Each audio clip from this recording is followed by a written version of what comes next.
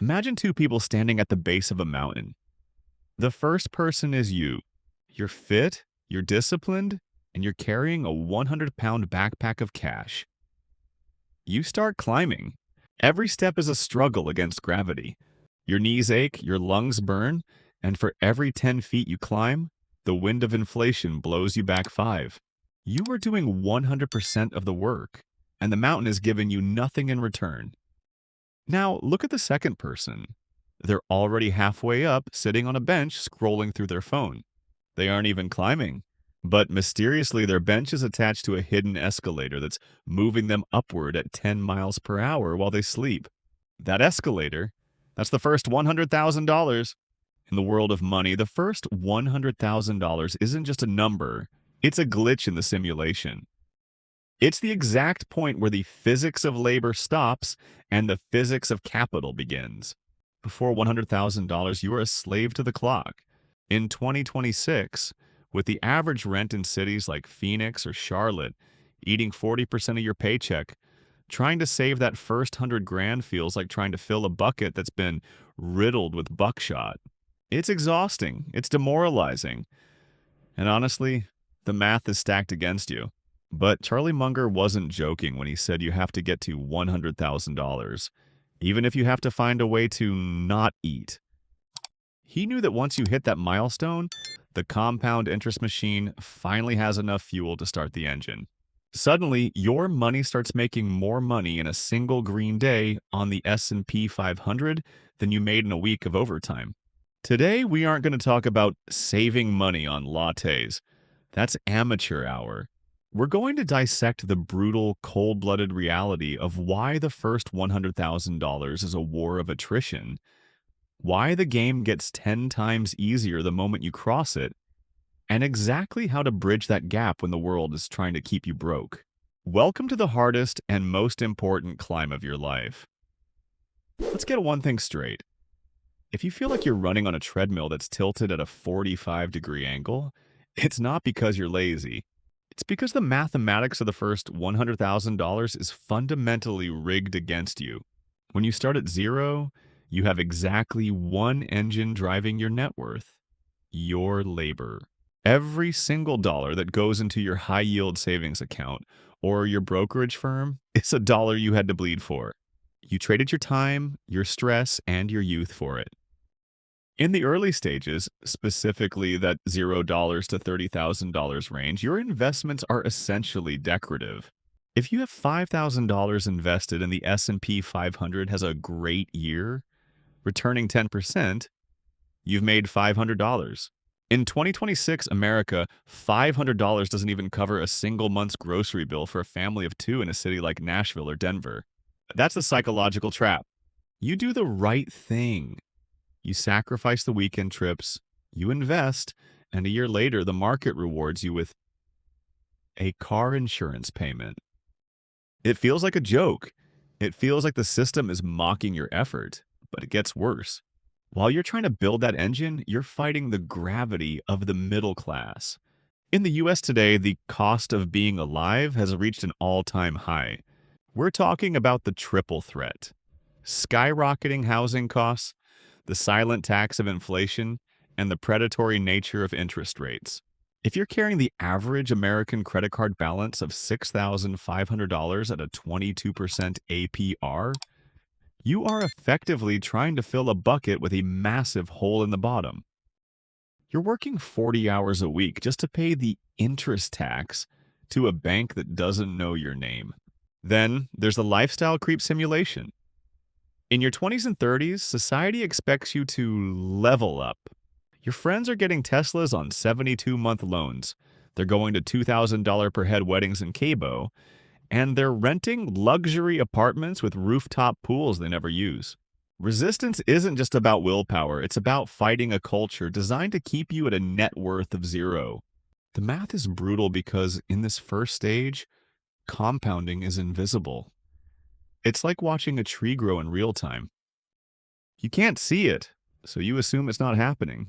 Most people quit in the first 3 years because they realize they've sacrificed so much, yet their investment income can't even buy them a decent steak dinner. You are in the death valley of finance. This is where 90% of people give up and decide that saving is for suckers.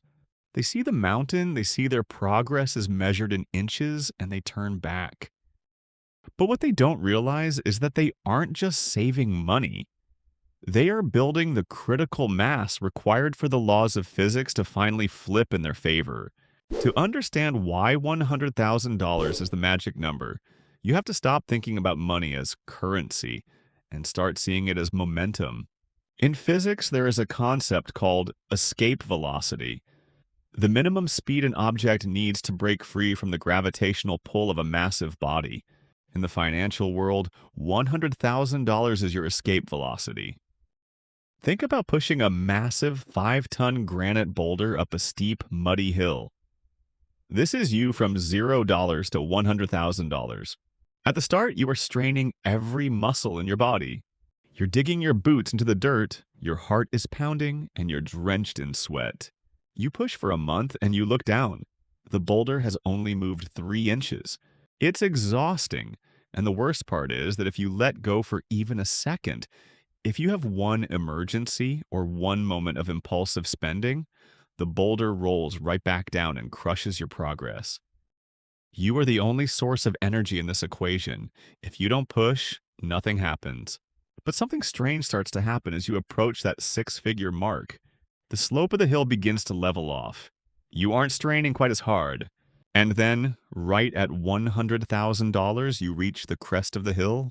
Suddenly, you aren't pushing the boulder anymore. It starts to move on its own. You give it a small nudge and it rolls a foot. You step back to catch your breath and it keeps rolling. This is the tipping point. This is the moment where your capital starts to outpace your labor. In the United States, we are conditioned to believe that we have to work for every dollar we earn. But at $100,000, the money you've already earned starts working a second job for you. And it's a job where there are no sick days, no taxes on unrealized gains, and no fatigue. If you have $100,000 invested in a simple index fund, and the market grows by a conservative 7%, that fund just generated $7,000 in a year. Think about that.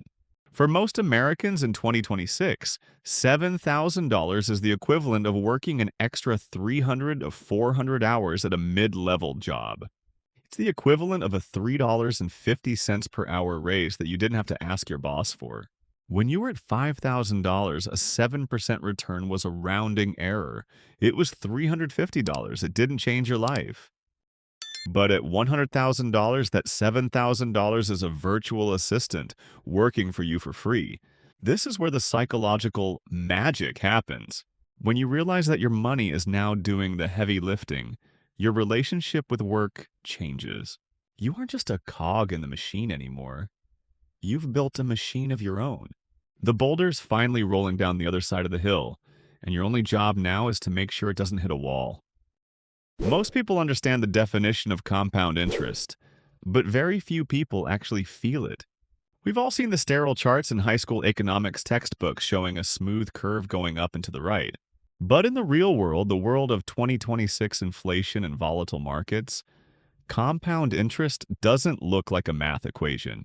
It looks like a miracle that happens only after you've paid your dues. Let's run a simulation that hits home. Meet 2 coworkers at a tech firm in Austin, Caleb and Sarah. Caleb is 28 years old and starting from zero. He's disciplined. He saves $1,000 every single month and puts it into an S&P 500 index fund. After 1 year, he has $12,000 plus a little bit of growth. He feels good, but his life hasn't changed. He still stresses about the price of gas. He still worries if his landlord will hike the rent by 15% next month. For Caleb, every dollar in his account is a dollar he personally had to save. His money engine is barely idling. Now look at Sarah.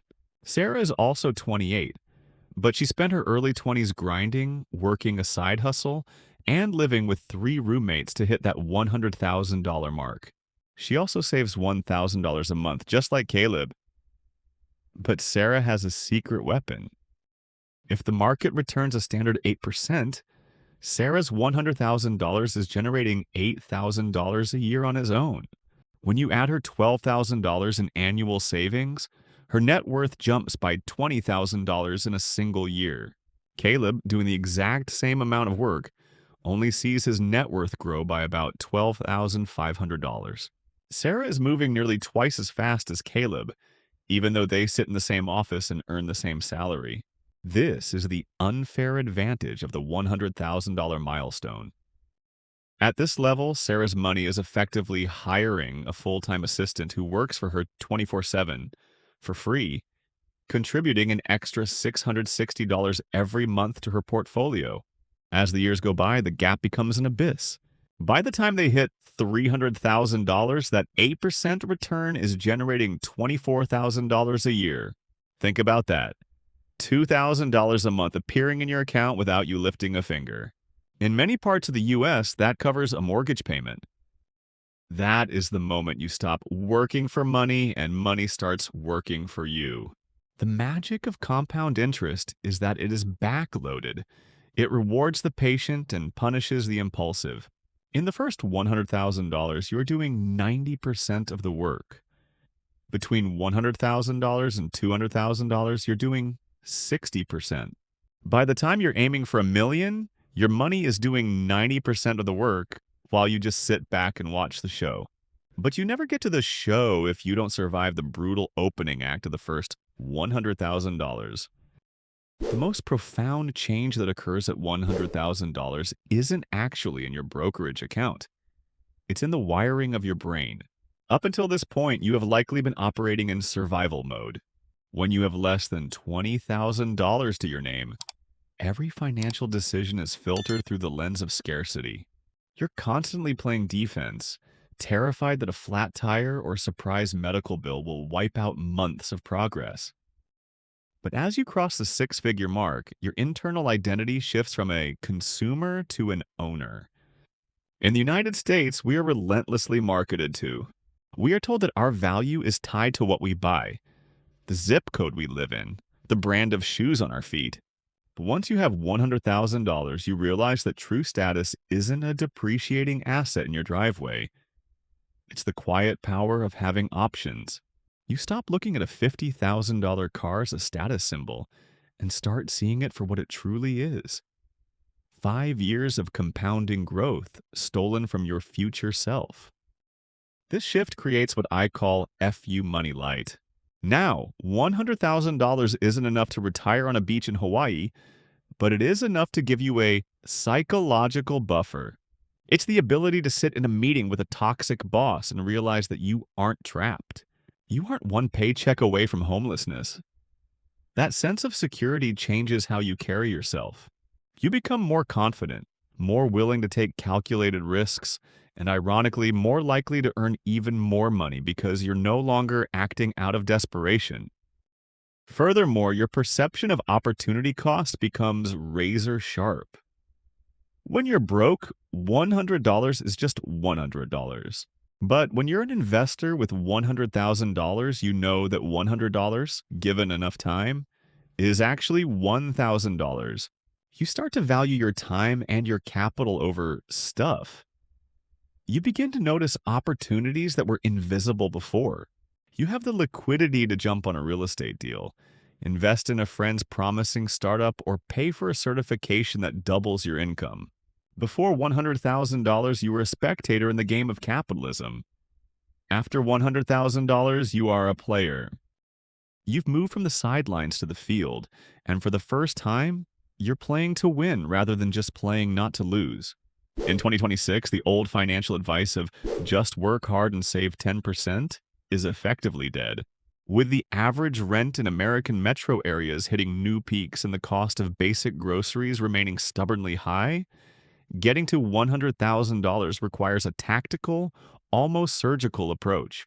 You cannot frugal your way to six figures anymore. You have to engineer your way there.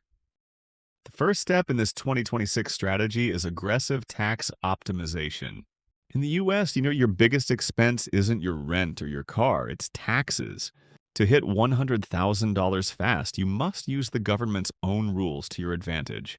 This means maximizing your employer match on your 401k. That is a 100% immediate return on your investment, Refusing it is like leaving a pile of cash on the sidewalk.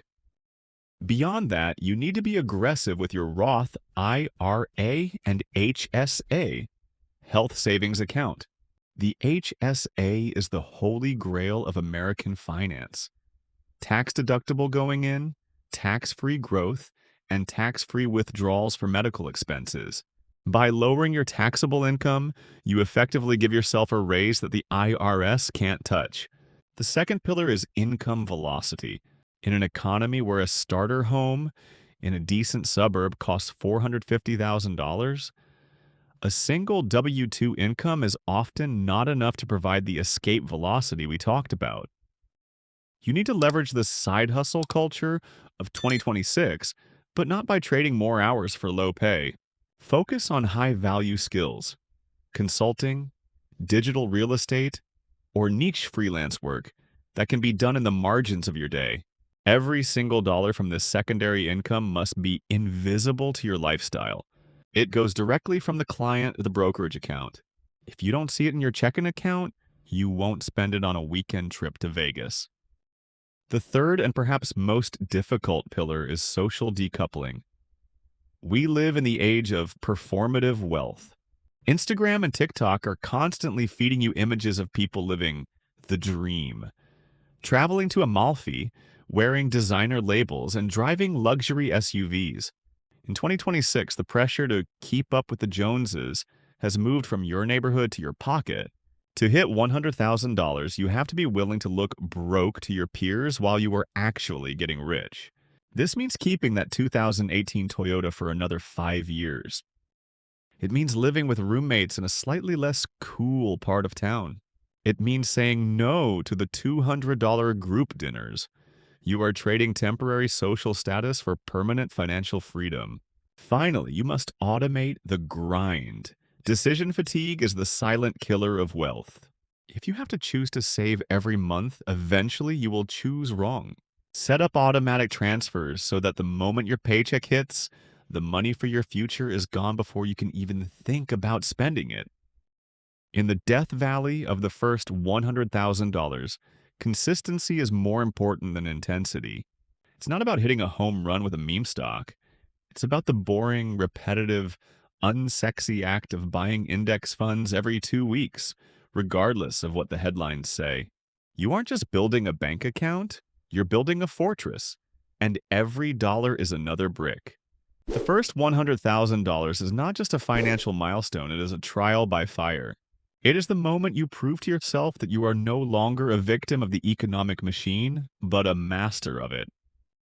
Most people will spend their entire lives complaining about the rigged system, while simultaneously handing over their hard-earned capital to corporations for things they don't need to impress people they don't like. By choosing to fight the war the first $100,000, you are choosing a different path. It's a lonely path at first. It's a path filled with no's. No to the new car, no to the expensive vacation, no to the easy life. But on the other side of that $100,000 line is a version of you that breathes a little easier. Imagine yourself 10, 20, or 30 years from now. That version of you is sitting on a porch, looking at a portfolio that is now generating more income than your peak salary ever did. That person isn't stressed about inflation. That person isn't terrified of a layoff. That person is free. And they are looking back across time through all the late nights and the sacrifices, and they are saying 2 simple words: thank you. Smart isn't following the crowd into debt for a lifestyle you can't afford. Smart is understanding the game, surviving the grind, and deciding exactly when you've pushed that boulder far enough to let it roll.